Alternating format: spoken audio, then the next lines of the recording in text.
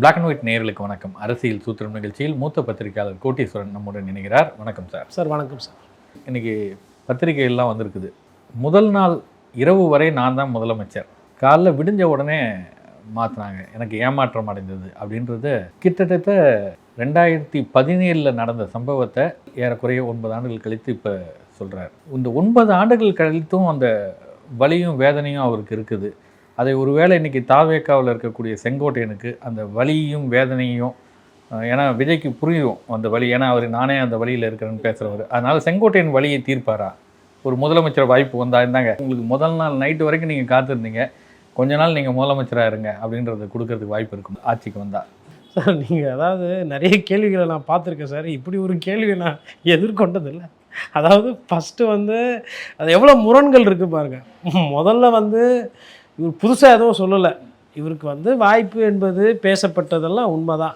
ஆனால் அவர் அன்னைக்கு sir fortune favours த brave என்று சொல்லுவாங்க. யார் ஒரு தைரியமாக இருக்கிறாங்களோ அவங்களுக்கு தான் இயற்கையோ இல்லை லக்கோ அவங்க பக்கம் வரும், அது ஒன்று சொல்லுவாங்க. ரெண்டாவது, லைஃப்பில் ரிஸ்க் எடுக்காதவங்க பெரிய உயரத்துக்கு போகவே முடியாதுன்னு ஐயா முகமது அலி சொல்லியிருக்கிறார். அந்த மாதிரி ரிஸ்க்குன்னா என்னென்னு தெரியாதவர் தான் ஐயா செங்கோட்டையன்.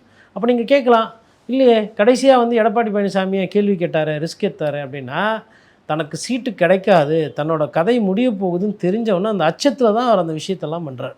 அவர் நான் ஒரு ஆளாக காட்டணும், நான் ஒரு விஷயத்தை பண்ணணும்னு சொல்லிட்டு ஒரு சில விஷயங்கள் கொண்டாரு.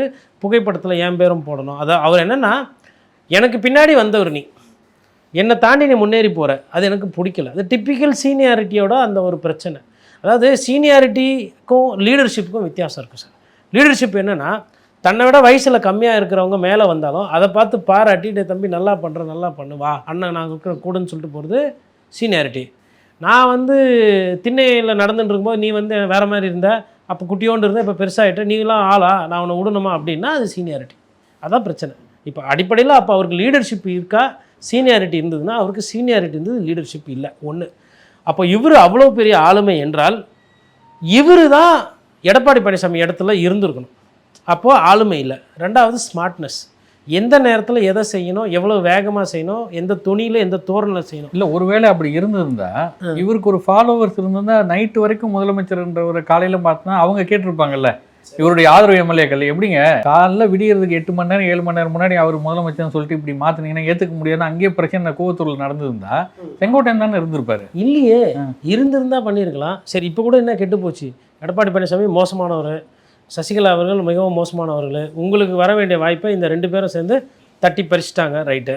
அவங்க கூட அப்போ எதுக்கு நீங்கள் ஐயா தேவர் ஐயாவோட நிகழ்ச்சிக்கு போய் பூ போட்டிங்க எல்லாம் ஒன்றா சேர்ந்து எல்லாம் அங்கே எதுக்கெல்லாம் இல்லை. அது இல்லாமல் எடப்பாடி தலைமையில் இருக்கக்கூடிய அரசாங்கத்தில் நீங்கள் அமைச்சராக இந்த கேள்விக்கு பதில் அதையும் கேட்க இல்லை, அதெல்லாம் மறந்துடும், கன்வீனியண்ட்டாக மறந்து போயிடுறாரு. சரி, ரைட்டு, சரி சார். இப்போ இவர் நல்லவர், விஜய் சார் சூப்பரானவர், நான் மாற்றத்தை கொடுக்குறாரு, எல்லாம் ரைட்டு.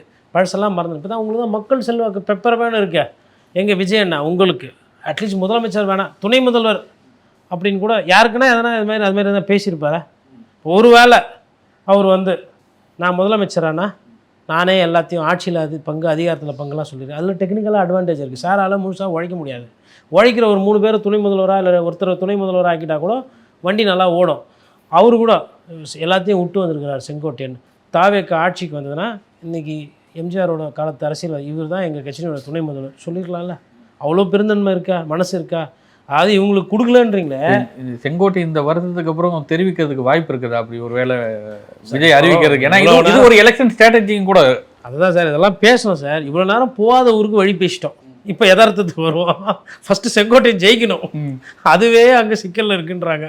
நம்பியூர் ஒன்றியத்தில் அவருக்கு ஓட்டு பின்னடைவு. 9 முறை எம்எல்ஏ, ஏலாத்தூர் 9 முறை எம்எல்ஏ, ஏலாத்தூர் ஜெயிக்க மாட்டார். மொத்த குதிரை அவர் வீட்டாண்ட இருக்கிற இடம்லாம் நான் சொல்கிறேன்.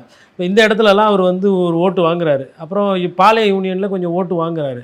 அது நிறைய இடத்துல ஓட்டு பிரியுது. எது எங்கெங்கே எப்படி போகுதுன்னு தெரியல. கொடுவேரி இருக்குது, பெரிய கொடுவேரி இருக்குது, அங்கெல்லாம் ஓட்டு பிரியுது. போன மாதிரி இவர் நிறைய ஓட்டு வாங்கின இடம். அந்த கிராமங்கள்லேயே இந்த வாட்டி ஓட்டு பிரியுது.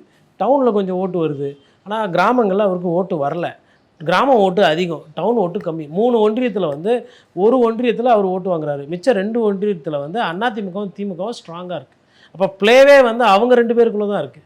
அதிமுக ஜெயிக்க போதா, வழக்கமாக அந்த இடம் அதிமுக ஜெயிக்கிற இடம், அதிமுக ஜெயிக்க போதா இல்லை திமுக அங்கே ஜெயிக்க போதா, அப்படி தான் இருக்குது தவிர்த்து ஐயா செங்கோட்டையன் ஃபஸ்ட்டு எம்எல்ஏ ஆகணும், அப்புறம் அவர் விஜய் சார் முதலமைச்சர் ஆகணும், அதற்கு 120 130 எம்எல்ஏ வரணும். சார் கருத்து கணிப்பு கிட்டத்தட்ட நான் சொன்ன ஸ்டார்டிங்கில் வேறு ஒரு இதில் 13 வகையாக வந்திருக்கு கம்பெனி ரீதியாக. அதுக்கப்புறம் பத்திரிகைகள் இப்போது மின்னம்பலம் இருக்கிறாங்க, அவங்க வந்து ஒரு பத்திரிகை பாரம்பரியம் கொண்ட ஒரு யூடியூப் சேனல். அதுக்கப்புறமா வந்து மாலை முரசு அவங்க வந்து ஒரு கருத்து கணிப்பு எடுக்கிறாங்க, தந்தி தொலைக்காட்சி ஒரு கருத்து கணிப்பு எடுக்கிறாங்க. யாருமே விஜய் முதலமைச்சர் ஆவார்னு சொல்லவே இல்லை. இப்போ இவங்களுக்கும் விஜய் சாருக்கும் என்ன எதனா குடும்ப தகராறா, இல்லை வந்து எதனா சொத்து குவிப்பு பிரச்சனையா, என்ன பிரச்சனை? அப்போ வந்து என்ன தன்மையில் வந்து அவங்க வந்து அந்த முடிவு எடுக்கிறாங்கன்னு பார்த்தா மக்களோட ரெஸ்பான்ஸ்னவோ அதுக்கு தான் அவங்க வந்து பண்ணுறாங்க. இது வந்து கொஞ்சம் கூட அவங்க இந்த நொடி வரலும் உணரலை. அப்போ தான் வந்து இவர் சொல்கிறாரு எனக்கு முதலமைச்சர் ஆன வாய்ப்பு இருந்தது, அது இருந்தது, இது இருந்ததுன்ற மாதிரிலாம் சொல்கிறாரு. இது பார்க்கணும். அது வந்து ஒரு அவரோட ஆதங்கத்தை பாவம் அவர் சொல்கிறாரு, இன்னமும் சொல்லுவார், 20 வருஷம் கழிச்சு மறுபடியும் சொல்லுவார். இப்போ அண்ணாமலையும் சொல்லியிருக்கிறாரு. அதாவது 2 நாளுக்கு முன்னாடி பிரச்சாரத்தில் பேசும்போது என்னையை நீக்கினீங்க, சரி, அண்ணாமலையை வந்து நீக்க வச்சது எடப்பாடி பழனிசாமி தான், அண்ணாமலை என்ன பாவம் பண்ணார் அப்படின்னு செங்கோட்டையன். அதான் சார், அதாவது கிட்டத்தட்ட செங்கோட்டையனுடைய இந்த எலெக்ஷன் பிரச்சாரம் கேம்பெயின்றதெல்லாம் பார்க்கும்போது எடப்பாடி ஒரு டார்கெட் பண்ணணும், அதன் மூலம் தன்னுடைய வெற்றி எளிதாக இருக்கும் அப்படின்னு கணக்குல அது ஒரு கணக்கு. எதிரிக்கு எதிரி நண்பன்ற மாதிரி ஒரு வியூகத்தை அமைக்க பார்க்குறாரு. இன்னும் இப்போ அண்ணாமலை ஆதரவாளர்களோட வாக்குகளை ஈர்க்க முடியும், அதுவும் ட்ரை பண்ணுறாரு. இல்லை தேர்தல் முடிஞ்சோடனே அண்ணாமலை மனசு கஷ்டப்பட்டு இருந்தால் அவரே விஜய் வந்து சேர்ந்துருவார், விஜய் கட்சிக்கு வாங்கன்றது கூட ஒரு நூல் விடுறது கூட இந்த பாசக்கயிறு வந்து போடலாம். பட் அண்ணாமலை செங்கோட்டையனோட புத்திசாலி, இது வந்து நம்மளை கிளியராக சொல்ல முடியும். ஏன்னா Annamalai is young, sharper and shrewd. அண்ணாமலையை பொறுத்தவரையில் என்னென்னா அவர் அந்த மெச்சூரிட்டி இல்லை, அந்த அனுபவம் தான் அவருக்கு அங்கே சிக்கலை தவிர்த்து மற்றபடி நல்ல ஷார்ப்பான சவுண்டு மைண்ட். அதனால் அவர் வந்து செங்கோட்டையன் என்ன சொன்னாலும் அதை இது பண்ண போகிறது கிடையாது. மேபி ஒருவேளை தாவேக்கா நல்லபடியாக தொண்டர்களை நல்லபடியாக நிர்வாகிகளாக நடத்தி இப்போ 234 தொகுதி போய் தாவேக்கா வந்து ஒரு 20 சீட்டு 15 சீட்டு பிடிக்குதுன்னா அண்ணாமலை மைட் கன்சிடர் ஃப்யூச்சரில் விஜய் சாரால் ஃபுல்லாக உழைக்க முடியாது, நம்மள மாதிரி போக முடியாது, நம்ம வந்து போலீஸாக இருந்து அந்த ஆசை இருக்குது இல்லைங்களா, அந்த ஆசை தான் ஒருத்தரை வந்து அந்த இடத்துக்கு பயணம் பண்ணும். விஜய் அவர்களுக்கு வந்து அந்த பேராசை, அந்த பதவியில் உட்காரணுன்றது பேராசையெல்லாம் இருக்கிற மாதிரி எனக்கு தெரியல.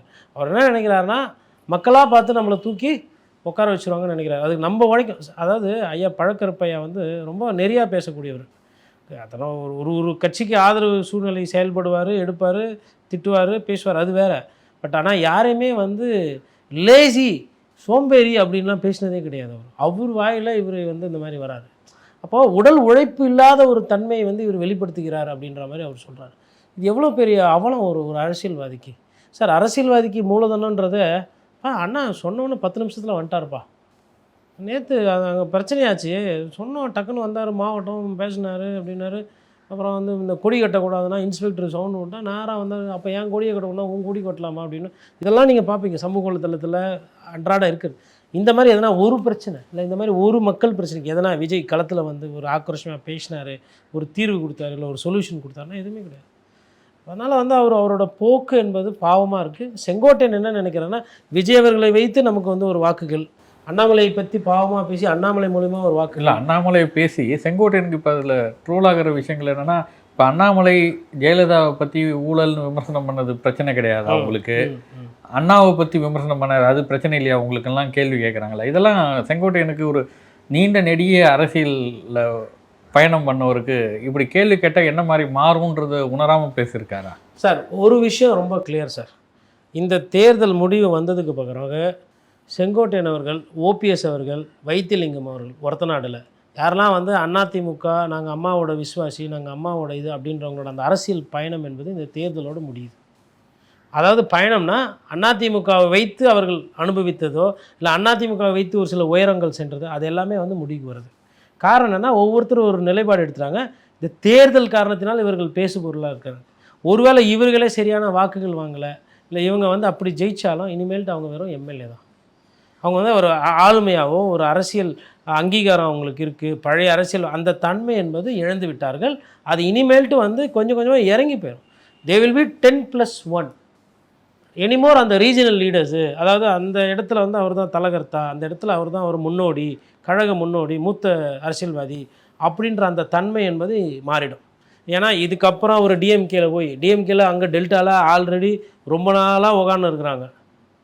இப்போது டெல்டாவில் இப்போ இவர் டிஆர்பி ராஜா அமைச்சராக்குவாங்களா இல்லை வைத்திலிங்கத்தை ஆக்குவாங்களா?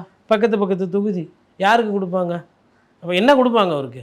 சரி, இந்த சைடு ஓபிஎஸ்க்கு வந்து ஏதோ கொடுத்துருவாங்க சீனியாரிட்டின்ட்டு. மற்ற திமுக காரங்களாம் அதை ரொம்ப சந்தோஷமாக ஏற்றுக்கு வராங்க. நிறைய பிரச்சனை, உட்கட்சி பிரச்சனையும் அவங்களுக்கு இருக்குது. இனிமேல்ட்டு வந்து அம்மையார் ஜெயலலிதாக்கு அது பேசினாங்க, இது அதெல்லாம் அவங்களுக்கு பழைய வரலாறு எல்லாம் வந்து இனிமேல் மறைஞ்சிரும். அவர்களுக்கு வந்து இனிமேல் வந்து ஒரு ரெகுலர் சட்டமன்ற உறுப்பினருக்கு ஒரு பிரச்சனை இருக்கும்ல. இப்போ நேரு அவர்களுக்கும் அங்கே இருக்கிற சட்டமன்ற உறுப்பினருக்கும் ஒரு பிரச்சனை இருக்குங்களா, அந்த மாவட்ட அரசியலுக்குள்ளே அவங்க போயிடும். அதை தாண்டி வந்து கட்சியினுடைய துணை பொதுச்செயலராக இருந்தார், கட்சியினுடைய ஒருங்கிணைப்பாளராக இருந்தார் அப்படின்ற அந்த விஷயம்லாம் முடிஞ்சிடும். செங்கோட்டையன் வந்து எம்ஜிஆர் காலத்து ஆள், அவர் வந்து முதலமைச்சராக ஆகிறதுக்கே வாய்ப்பு இருக்குது. அதெல்லாமே வரலாறு. அது இனிமேல்ட்டு வந்து அவங்க மறக்க மாட்டாங்க, அவங்க திருப்பி பேசுவாங்க.